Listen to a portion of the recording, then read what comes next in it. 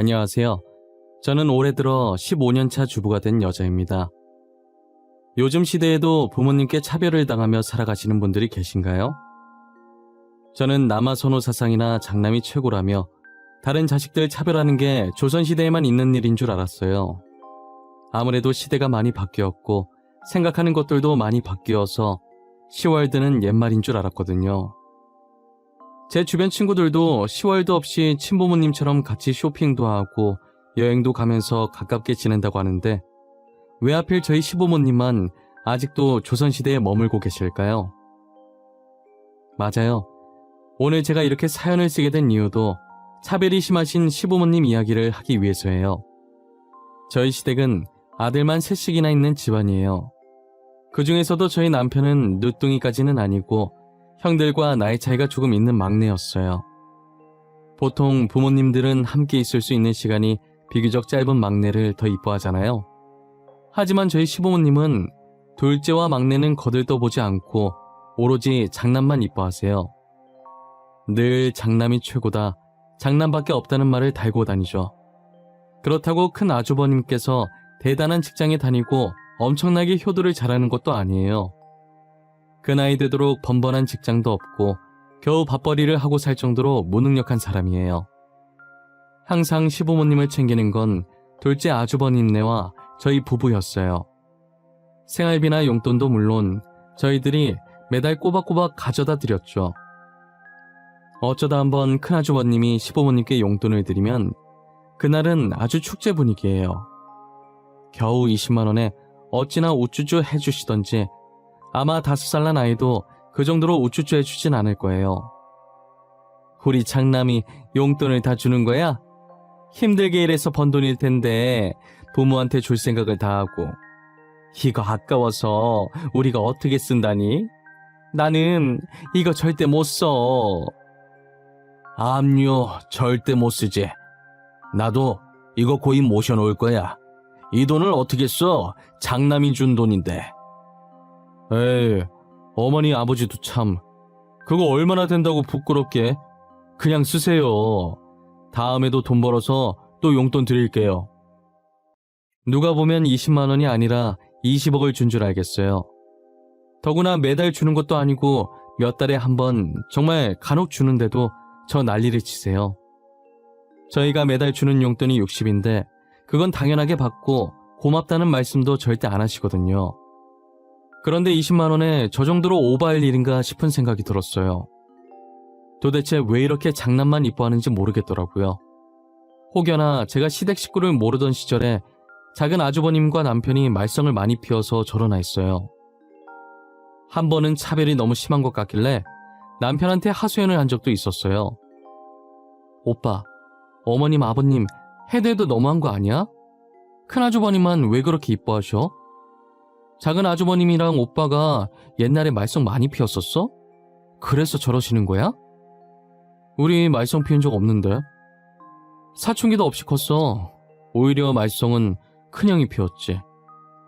우리 부모님 큰형 때문에 학교에도 많이 불려갔었지. 말도 마. 아니 말썽도 피우고 잘난 것도 없는 아주버님을 왜 그렇게 이뻐하시는데? 나였으면 말썽도 안 피워 매달 용돈도 꼬박꼬박 줘. 작은 아주버님이나 당신을 더 이뻐했을 것 같은데. 큰형이 장남이라서 그래. 우리 부모님 되게 가부장적인 분들이거든. 거기다 남아선호 사상까지 있으신 조선시대 분들이지. 나도 가끔 우리 부모님 보고 있으면 답답해. 작은 아주버님이랑 오빠는 서운하지 않아?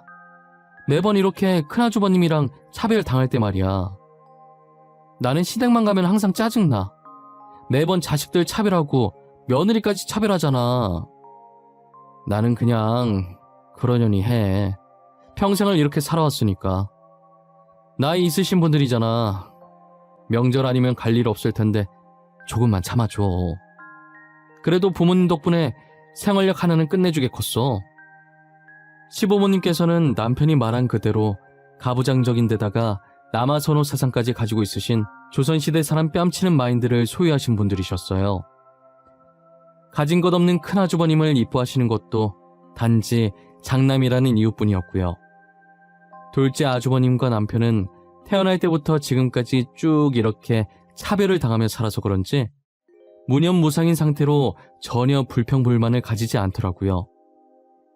늘 차별받으며 살아오다 보니 학창시절 용돈 같은 것도 만약에 큰형님한테 5만 원 주면 작은 아주버님과 남편에겐 5천 원씩 주고 그러니까 남들보다 아르바이트를 일찍 시작했대요. 사회생활 일찍 해봤고 덕분에 생활력이 강해졌다고 긍정적으로 생각하더라고요. 이걸 좋아해야 하나 말아야 하나 싶은데 남편이 너무 해맑게 웃으면서 말하니 좋은 게 좋다고 저도 그냥 웃고 넘겼어요. 남편은 시부모님이 간혹 잘해주시면 자신들한테 부탁할 게 있나 싶을 정도래요. 오히려 지금처럼 아무 간섭 안 하는 게 더 편하다고 하더라고요. 저는 명절 때만 시부모님을 잠깐 보는 거긴 하지만 그 잠깐도 너무 싫었어요. 시부모님은 자신들이 배 아파 낳은 자식도 차별하는데 며느리라고 차별하지 않는다는 법이 없었죠. 당연히 둘째 형님과 저도 똑같이 차별을 당하고 있었어요. 끼리끼리라는 말이 있듯이 큰형님도 큰아주버님처럼 가진 것 없고 할 줄 아는 것 없는 사람이에요. 하지만 저희 시부모님은 큰며느리라고 큰형님을 큰아주머니만큼이나 끔찍히 아끼세요. 둘째 형님과 저는 명절 전날부터 시댁에 와서 음식을 준비하느라 바삐 움직이는데 큰형님은 명절 당일 잠을 늘어지게 자고 느지막이 시댁에 발을 들여요. 그리고 얄밉게 저희한테 대충 손짓으로 인사하고 저희가 만들어 놓은 음식을 집어먹기 바쁘죠. 저는 그 모습을 볼 때마다 속에서 화가 들끓지만 작은 형님은 착해서 웃고만 있어요. 형님은 큰형님이 저러는 거 화 안 나세요? 지금도 봐봐요. 음식은 동서들이 다 하고 자기는 느지막이 와서 음식이나 집어먹고 우리만 이 집 며느리인가? 어쩌겠어. 어머님께서 큰형님 많이 아끼시잖아. 어쩔 수 없지. 1년에 딱 2번. 명절 이틀만 눈 꼭 감고 버텨보자. 이제껏 잘해왔잖아. 남편이랑 똑같은 말 하시네요. 저희 남편도 명절만 좀 참아달라고 하던데. 형님은 저 없을 때 어떻게 했어요? 이 많은 걸 설마 형님 혼자 다 했어요? 아무래도 그랬겠지? 내가 제일 먼저 결혼해서 당연히 혼자 했던 거라 형님이 있으나 없으나 달라질 건 없었어. 대신 동서가 들어오면서 내가 조금 편해지긴 했지. 진짜 이 많은 걸 형님 혼자 하셨단 말이에요? 지금 이렇게 2명이서 해도 힘든걸? 형님도 대단하세요. 저 같았으면 앞치마 벗고 뛰쳐나갔어요. 그래도 우리 남편이 나한테 잘하니까 겨우 2번 보는 시부모님 때문에 이혼할 순 없잖아. 그냥 한 귀로 듣고 흘리면서 대충 웃어주면서 참는 거지. 아마 동서도 적응되면 신경 안 쓰일 거야. 작은 형님은 명절만 잠깐 버티면 된다면서 저희 남편과 똑같은 말을 했어요. 저 빼고 다 착해서 시부모님이 차별을 해도 자신들이 참으면 된다고 웃어 넘겼어요. 저만 혼자 속에서 열불이 끓어오르고 있는 거죠. 이대로 있다간 언제 한 번은 정말 제대로 터지겠다는 생각이 들었어요. 큰형님은 이런 저의 마음을 아는지 모르는지 계속 저희 앞에 알짱거리면서 손가락으로 튀김이나 전을 뒤적거리면서 주워 먹고 있었어요. 앞에 있는 거 아무거나 주워 먹으면 될 걸 굳이 또 뒤적이면서 고르는데 얼마나 화가 나던지요. 저희가 전 같은 건 전날에 구워두는데 튀김은 시간 지나면 눅눅해져서 당일 오전에 튀긴단 말이에요. 오전에 일찍 일어나 어제 하루 종일 음식 준비한다고 피곤한 몸 이끌고 튀김을 튀기고 있는데 자기 집에서 늦게까지 자고 온 형님이 저러고 있으니 갑자기 짜증이 올라왔어요. 저는 일부러 큰형님 앞에서 튀김을 집던 집기를 탁 소리 나게 힘껏 내려놨어요. 거의 던졌다고 볼 수 있을 만큼 신경질적으로 내려놓았죠. 옆에서 큰형님이 먹은 튀김 채우고 있던 작은 형님은 놀라서 움찔거리고 큰형님도 전을 집으려던 손을 멈추고 동서들 고생하는데 자기는 잭이라도 닦아줘야겠다며 거실로 슬금슬금 나가시더라고요. 잭이 닦는 일이 별로 어려운 일은 아니지만 뭐라도 한다고 하니 화를 조금 가라앉혔어요. 저는 당연히 형님이 잭이를 닦는 줄 알고 튀김을 마저 튀겼죠. 그런데 웬걸? 튀김을 다 튀기고 거실로 나가니까 잭이를 시어머니께서 닦고 있는 거예요. 제기를 닦고 있는 시어머니와 깨끗해진 제기를 옮기는 시아버지, 그리고 소파에 앉아 TV를 보며 웃는 큰아주버님과 큰형님.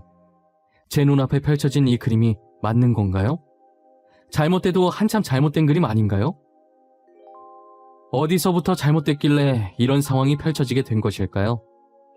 분명 제기를 닦겠다고 거실로 나갔던 큰형님은 어느새 소파에 앉아서 개그 프로그램을 켜놓고 배꼽 잡으며 웃고 있고, 며느리 대신 시부모님이 제기를 닦고 있는 어처구니 없는 이 상황 말이에요. 저만 지금 이해가 안 되나 싶어서 얼빠져 있는데, 저를 뒤따라 나오던 작은 형님도 그 모습을 보고선 한숨을 한번 내쉬더니 그럴 줄 알았다는 듯 고개만 좌우로 흔드시더라고요. 어머님, 아버님, 지금 뭐하고 계시는 거예요? 왜 제기를 두 분이서 닦고 계세요? 너는 막내가 돼서 어디 손이인 큰형님한테 제기 닦으라고 시켜? 차라리 나한테 닦으라고 하지 그랬니? 음식 하나 한다고 그렇게 유세를 떨어? 큰형님이 그래요? 제가 시켰다고요? 저 큰형님한테 제기 닦으라고 시킨 적 없어요. 큰형님이 알아서 제기 닦겠다고 거실로 나간 거지. 큰형님, 제 말이 틀려요? 막내야, 그만하거라. 며느리가 시애미한테 따박따박 말대답하는 거 보기 좋지 않구나. 그리고 어디 손아래 사람이 손위 사람한테 화를 내나? 아유, 좋은 날 다들 왜 이러실까. 다들 그만하세요. 간만에 가족끼리 모였는데. 동서, 일하느라 힘들었지? 나랑 같이 방에 들어가자, 응? 저는 이왕 말 시작한 거 그간 쌓였던 것들 다 토해내고 싶었는데 작은 형님이 말리셔서 참았어요. 시어머니는 작은 형님 손에 이끌려 방으로 들어가는 제게 삿대질하며 싸가지가 없다면서 어디서 버르장머리 없이 막내가 큰 소리 치냐며 막말을 해댔어요. 와중에 큰형님은 시부모님 옆에 꼭 붙어서 화풀라며 시어머니 어깨를 주물러드리고 자기 잘못이라면서 시어머니 손에 들린 행주를 뺏어들어 제기를 닦는 신용하더라고요. 때리는 시어머니보다 말리는 신우가 더 밉다고 시부모님과 큰형님을 보니 딱 그 짝이었어요. 저는 작은 형님과 방에 들어와서도 분이 풀리지 않았어요. 작은 형님과 저는 번듯한 직장에 다니고 있고 작은 아주버님과 남편도 대기업에 다니고 있고 저 두 사람보다 훨씬 시부모님한테 잘하는데 왜 저희가 이런 신세를 살고 있는지 모르겠어요.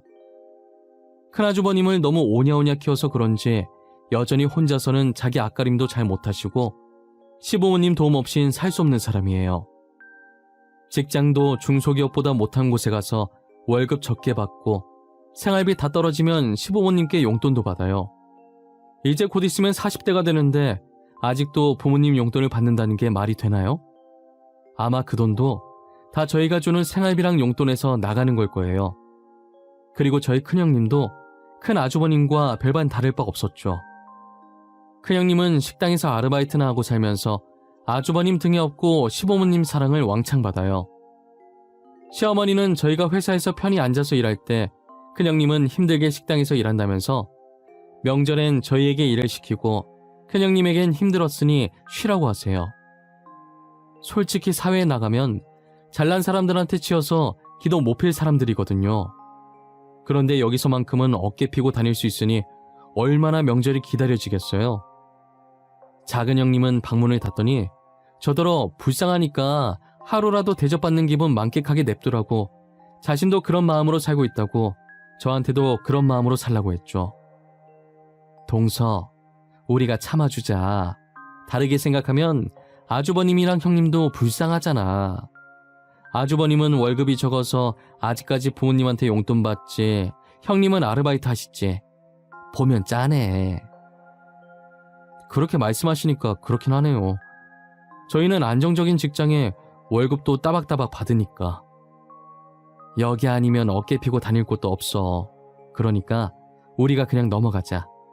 그리고 괜히 좋은 날 핏대 세우며 싸워봤자 시끄럽기만 하지 좋을 것 없어. 작은 형님 말처럼 저도 그렇게 생각하니 화가 난다기보다 오히려 큰형님 내가 안타까워졌어요. 시끄러웠던 명절이 지나고 그 뒤로 2년간 시부모님이 차별하셔도 꾹 참았어요. 그러다 저는 임신을 하게 됐고 남편을 쏙 빼닮은 귀여운 딸을 낳았어요. 작은 형님네는 딩코족이라 아이를 낳지 않았고 큰 형님네는 2살 터울인 딸과 아들을 키우고 있었어요.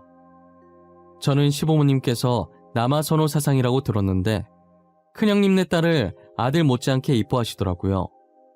그래서 저는 어린 손자들은 차별을 안 하시는 줄 알았었어요. 하지만 제 예상은 완전히 빗나갔고 그저 큰아주버님 핏줄이라서 이뻐했던 것이었어요. 시부모님은 제가 딸을 낳았다고 하자 아들이 아니라는 것에 상당히 실망하셨고 제 딸을 보고 싶어 하지도 안아보고 싶어 하지도 않으셨어요. 명절에 제가 아이를 데리고 가도 본체만체 하시고 큰형님네 아이들 놀아주기 바쁘셨죠. 원래 차별이 심한 분들이시라는 건 알았지만 어린 아이한테까지도 그럴 줄은 몰랐어요. 아이들은 성인보다 더 상처를 잘 받고 심하면 트라우마까지 생길 수 있는데 말이에요. 아이들도 어려서 말은 잘 못하지만 누가 자신을 좋아하고 싫어하는지 다 느끼고 있어요. 그래서 저희 딸은 할머니 집 가자고 하면 안 가려고 드러누워서 울고불고 난동을 피웠죠. 시부모님은 저희 딸이 초등학교 들어갈 때쯤 드디어 관심을 주시는가 했어요. 이제 초등학교 들어갈 나이 아니냐며 어느 학교 갈지 정했냐고 물어보셨죠. 주영이 내년에 초등학교 들어가지? 어디 학교 들어갈지 정했니? 지금부터 천천히 준비해야 할 때 아닌가? 아직까지 확실히 정해진 건 없는데 집이랑 가까운 초등학교 가지 않을까 싶어요. 저희가 등하교 시킬 수 있는 곳으로요. 아마 땡땡 초등학교에 갈 확률이 높을 것 같아요. 땡땡 초등학교? 거기를 보낸다고? 안 된다. 거기는 절대 안 돼. 차라리 세모 초등학교는 어떠니? 거기도 너네 집이랑 가까워서 괜찮을 것 같은데. 왜 그러세요? 땡땡 초등학교에 가면 안 되는 이유라도 있어요? 거리로 따지자면 땡땡 초등학교가 더 가까운걸요. 그 학교 시영이가 가기로 했다. 그러니까 주영이는 다른 학교 보내. 괜히 같은 학교 가서 비교당하면 어쩌니. 우리 시영이가 더 잘하면 주영이가 창피당할 것 아니니. 시어머니는 저희 딸이 좋아져서 관심을 가지는 게 아니었어요. 큰형님네 아들과 동갑인 저희 딸이 큰형님네 아들과 같은 학교에 가게 될까봐 걱정된 것이었어요. 당연히 큰형님네 아들이 저희 딸보다 더 공부 잘할 거라고 생각하고 계셨고 성적으로 비교당하면 얼마나 쪽팔린 일이냐고 그러시더라고요. 그 말을 가만히 듣고 있는데 어찌나 어처구니가 없던지요. 저는 아랑곳하지 않고 원래 보내려고 했던 학교에 보냈어요. 그렇게 저희 딸과 큰형님네 아들이 같은 학교에 입학을 하게 됐어요. 운명의 장난 같게도 저희 딸과 큰형님네 아들이 같은 반에 들어가게 된 거예요. 시부모님에게 사랑을 받던 조카는 버릇이 나빴는데 집에서 하던 대로 학교에서도 딸을 괴롭혔었나 봐요.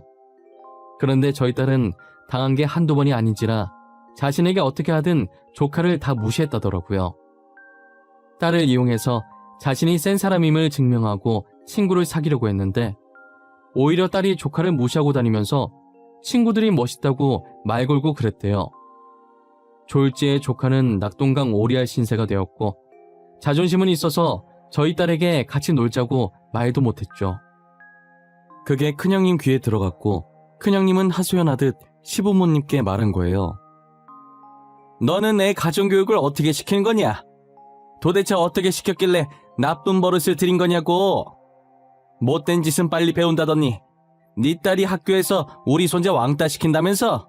저희 딸이 시영이를 왕따 시킨다고요? 아니에요. 무슨 소리를 하시는 거예요? 어디서 뭘 듣고 이러시는 건지는 모르겠지만 오히려 시영이가 저희 딸 괴롭히고 다닌다고요. 시영이한테 직접 들었는데 그럼 우리 손주가 거짓말 했다는 거니? 니네 딸이 왕따 시킨다고 애가 아주 울고불고 난리도 아니야. 시영이가 직접 말했다고요? 어머님, 아니에요. 절대 아니에요. 그 반대 상황이라고요. 시영이가 학교에서 저희 딸 괴롭히고 다녔다니까요? 내가 이 사달 날 줄 알았어.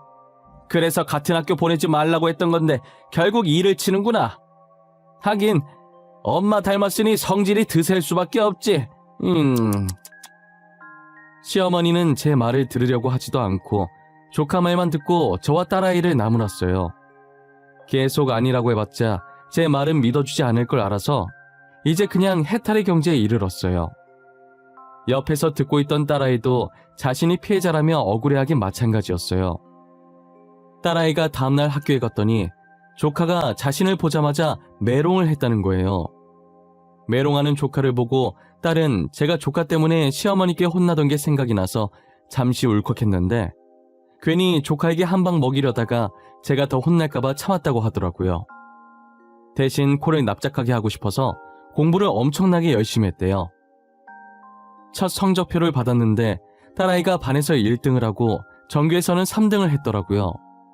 조카는 어떻게 됐냐고 물어봤더니 딸이 손으로 입을 막으면서 웃더니 반에서 3등을 했다는 거예요. 제가 그래도 잘했네 라고 했더니 아니라고 뒤에서 3등이라면서 배꼽 잡고 웃더라고요. 솔직히 저도 뒤에서 3등이라는 말에 푹 하고 웃었다가 그래도 할머니 집 가면 그 얘기 꺼냈다간 혼나니까 입 조심하고 그 얘기가 다른 사람 통해서 밖으로 나오게 되더라도 절대 웃지 말라고 했어요. 조카는 자신의 성적을 보고 충격을 받았는지 학교에서 공부를 엄청 열심히 한다더라고요. 정말 열심히 했는지 다음 시험에는 전교 20등 했다는 거예요. 저희 딸은 여전히 반에서 1등이고 전교에서는 2등을 했고요. 조카는 저희 딸을 라이벌로 생각하고 공부를 악착같이 했어요. 하지만 한 번도 저희 딸을 이긴 적이 없었지만요. 시어머니는 저희 딸이 공부를 잘하는 게 마음에 안 들었던 모양이에요. 왜 계속 손자보다 성적이 좋냐고 화를 내시더라고요. 주영이 너 일부러 그러는 거냐? 우리 시영이 괴롭히려고 일부러 이러는 거냐고? 왜 계속 너가 반에서 1등인 거야? 어? 시영이가 저희 딸보다 공부 못하는 걸 왜 저희한테 따지세요? 시영이 보고 공부 더 열심히 하라고 하세요. 엄한 사람 잡지 마시고요. 뭐? 너 지금 말 다 했어? 너네 분명 뭔가 있어. 너 설마 선생 매수했니? 니네 딸 1등 만들어달라고 돈 찔렀냔 말이야. 아님 컨닝이라도 한 거야? 어머님, 말이 너무 심하시네요. 적당히 좀 하세요. 도대체 언제까지 이러실 생각이세요? 어머님이 이러실 때마다 정말 지치네요. 이만 일어나 볼게요. 저는 딸아이를 데리고 집으로 갔고 시어머니는 어른이 말하는데 일어난다고 화를 내셨어요. 저한테 모진말 하는 건 다 참을 수 있는데 저희 애한테까지 이러니 진절머리가 났어요. 그날 있었던 일을 전부 남편한테 말했고 남편도 화가 나서 시어머니한테 전화해서 따지더라고요. 아무리 손자가 더 좋다지만 남의 자식한테 상처 주면서까지 그래야겠냐면서요. 그래도 남편이 화내는 모습을 처음 봐서 그런지 시어머니께서는 자신이 흥분해서 말을 막 한 것 같다고 사과를 하시는 거예요. 의외의 반응에 남편도 저도 당황했지만 다음부터 그러지 마시라고 하고 전화를 끊어버렸어요. 그리고 얼마 지나지 않아 명절이 다시 돌아온 거예요. 작은 형님과 저는 음식 준비를 끝마치고 방으로 들어왔고 시어머니는 저희 딸을 부르더라고요. 평소와 다르게 엄청 상냥하게 부르길래 무슨 일로 불렀나 살짝 쳐다봤어요.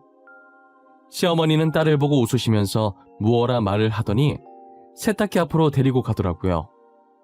그러더니 딸한테 세탁기 작동법을 알려주시더니 안방에 가서 빨래들 가지고 오라는 거예요. 딸은 일단 할머니가 시키시니 군말 없이 빨래를 가지고 왔어요. 시어머니는 딸이 가져온 빨래를 보더니 아까 알려준 대로 해보라고 하는 거예요. 주영아, 아까 할미가 알려준 거 기억하지? 그거 그대로 한번 해볼래? 빨래는 이렇게 하는 거야. 앞으로 너가 할미 집 오면 이렇게 알려준 대로만 하면 돼. 알겠어? 어머님, 지금 뭐 하시는 거예요? 저희 딸한테 뭘 시키는 거냐고요? 빨래하는 걸 왜 가르쳐주고 계세요?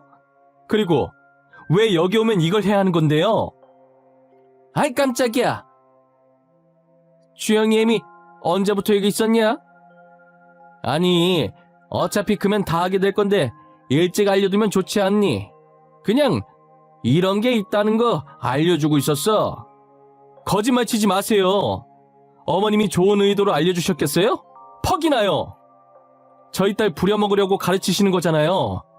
주영이 이제 겨우 8살이에요. 예, 누가 보면 내가 못된 거 가르치는 줄 알겠어. 집안일 좀 가르치는 게 그렇게 잘못했니? 내가 애를 잡아먹기를 했어? 뭘 했어? 겨우 빨래 설거지 가르쳤어. 그럼 큰형님네 딸한테도 알려주셨어요? 아니잖아요. 저희 딸한테만 이러는 거잖아요. 시어머니가 아직 어린 저희 딸에게 벌써부터 집안일을 시키려고 하는 거예요. 학교 생활이나 성적으로 화내는 거 다 참을 수 있었어요. 하지만 이건 시어머니께서 도가 지나친 것 아닌가요? 초등학교 입학한 지 이제 겨우 반년 조금 지난 애한테 집안일이라뇨.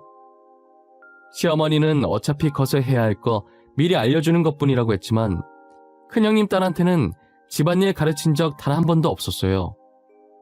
시어머니 말대로라면 큰형님 딸한테도 알려줘야 하는 게 맞지 않나요? 저는 결국 못 참고 시어머니께 소리를 질렀고 제 목소리에 다들 이쪽으로 몰려들더라고요. 딸은 무서워서 제게 달려와 제 다리만 붙잡고 뒤에 숨어 있었고 남편은 무슨 일이냐고 물었어요. 저는 남편에게 전부 다 말했고 남편도 더 이상 못 참겠는지 시어머니한테 소리를 지르더라고요. 차별하는 건 우리면 족하지 않냐고 왜 어린애까지 건드냐고 하면서요. 다시는 시댁과 연락하지 않겠다고 생활비도 용돈도 주지 않을 거라고 하면서 남편은 저와 딸을 데리고 시댁에서 나왔어요. 저희는 정말 시댁과 연을 끊고 지냈으며 생활비도 일체 주지 않았어요. 그렇게 몇 년이라는 시간이 흘렀고 둘째 형님과는 연락을 하고 지내서 간간히 시댁 소식을 듣긴 했어요. 지금 시댁도 그렇고 큰형님도 그렇고 큰 아주머님 때문에 제정신이 아니라고 하는 거예요. 할 줄 아는 것도 없고 가진 것도 없는 양반이 헛바람이 들어서 갑자기 사업을 하겠다고 날뛰었고 시부모님은 장남하고 싶은 거 다 해봐야 한다면서 있는 돈 없는 돈 다 끌어서 줬나 봐요. 큰아주버님께 헛바람 넣은 게 큰아주버님 친구분이셨고 돈만 주면 알아서 다 해주겠다는 말만 믿었는데 결국은 친구한테 사기당해서 그 돈을 다 날려먹었다나 봐요. 시부모님이 큰아주버님께 준 돈에 갯돈도 포함되어 있었나 봐요. 그래서 급한 대로 시댁을 팔고 갯돈 채워놓고 시부모님은 월세로 이사를 갔다더라고요. 게다가 큰아주버님이 큰돈 만져보겠다고 형님 몰래 집을 담보로 대출받아서 집은 경매로 넘어갔고 오갈 곳 없어지자 시부모님께 빌부터 산다고 하더라고요. 그렇게 애지중지 여기던 큰아주버님이 사고를 치고 다니고 결국 고생하는 건 시부모님이었어요. 큰아주버님이 사고를 치고 당연히 스트레스 받은 건 작은 아주버님네였어요. 시부모님은 큰아주버님이 친 사고를 작은 아주버님 보고 수습해달라고 하신 거예요. 작은 아주버님과 작은 형님은 정말 온순하고 착하신 분들이었어요. 저와 남편은 건들지만 않으면 괜찮지만 조금이라도 건들면 욱하는 성격이었거든요. 그래서 시부모님께 할 말 다 하고 그랬는데 작은 아주버님네는 싫은 소리 절대 못하세요. 그런데 이번 일은 작은 아주머님네가 봐도 경우가 아니었던 거죠. 사고는 형이 쳤는데 수습은 동생 보고 하라니 이게 무슨 상황인가요? 한두 살 먹은 어린애도 아니고 그렇다고 감당 가능할 자그마한 사고가 터진 것도 아니니 말이에요. 작은 아주머님은 처음으로 시부모님 부탁을 거절했다더라고요. 그랬더니 시부모님이 작은 아주머님네 찾아가서 돈 달라고 행패 부리고 말이 아니었다고 하는 거예요. 결국 이대로는 안 되겠다 싶어서 작은 아주머님네도 시댁과 연을 끊어버리고 이사를 갔다고 하더라고요. 계속 연락이 와서 전화번호를 바꿀까 하다가 일 때문에 바꾸진 못하고 시댁 식구들을 차단했대요. 그리고 저도 몰랐는데 제가 잠시 친구랑 놀러 갔을 때 시부모님이 저희 집에도 찾아왔었다더라고요. 누군가 문을 부서져라 두드리길래 남편이 인터폰으로 확인했는데 시부모님이어서 어이가 없었대요. 철판을 얼마나 깔았길래 저희 집에 다 오냐고 하면서요. 당연히 남편은 집에 아무도 없는 척을 했고 하도 시끄럽게 문을 두드리고 소리 지르니 주민들이 신고해서 시부모님은 경찰에 끌려나갔다더라고요.